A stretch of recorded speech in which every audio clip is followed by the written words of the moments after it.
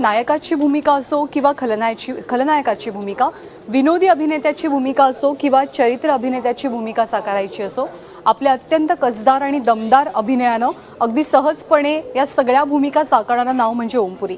मात्र ओमपुरींनी आता या जगातनं कायमची एक्झिट घेतली आहे. हृदयविकाराच्या झटक्यानं आज सकाळी त्यांचं निधन झालं. ते 66 वर्षांचे होते.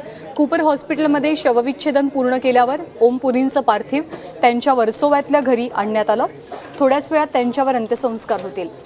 दरम्यान ओमपुरी यांच्या डोक्याला जखम झाल्याची माहिती मिळते. ही जखम नेमकी कशामुळे झाली याचा पोलीस तपास करतात. ओमपुरी यांचं अखेरचं दर्शन घेण्यासाठी चित्रपटसृष्टीतल्या दिग्गजांनी सकाळपासूनच त्यांच्या घरी येण्यास सुरुवात केली आहे.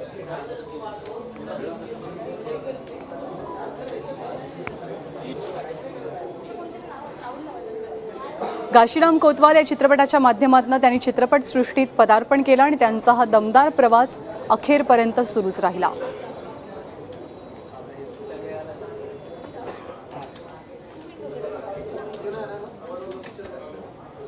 इतने टैलेंटेड और इतने ही खूबसूरत इंसान. हमारे साथ 2 फिल्मों में काम किया था उन्होंने, मृत्युदंड में और चक्रव्यूह में.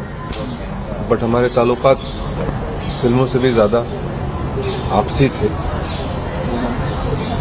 वो बड़े प्यार से हमको छोटे भैया कहते थे हमेशा. कलाकार तो सभी मिस करेंगे उनको, और फिल्म इंडस्ट्री के लिए बहुत बड़ी क्षति है. बहुत अच्छे हिंदुस्तान के ही नहीं पूरी विश्व के कलाकारों में उनका नाम लिया जाता था. God bless his soul.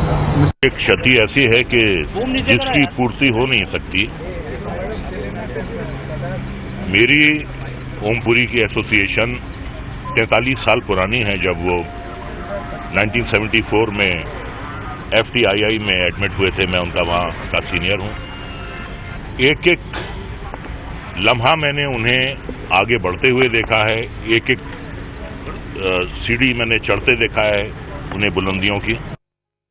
आणि ओमपुरी यांना ट्विटरच्या माध्यमातूनही अनेकांनी श्रद्धांजली अर्पित केली आहे. अमिताभ बच्चन आणि शाहरुख खान काय म्हणतात आपण पाहूया. अमिताभ यांनी ट्विट केलंय की ओमपुरींच्या निधनाची बातमी ऐकून मोठा धक्का बसला. प्रिय मित्र, प्रेमळ सहकारी आणि दुर्मिळ प्रतिभा कायमची लुप्त झाली आहे. तर शाहरुख खान असं म्हणतोय की देवाचा स्वर्ग नक्की सुंदर असेल म्हणून तो नेहमीच चांगली माणसं नेतो. आपण बर्लिनमध्ये शेअर केलेला ब्रँडीचा आनंद माझ्या कायम लक्षात राहील, आठवणीत राहील. ओमजी, तुम्ही कायम स्मरणात राहाल.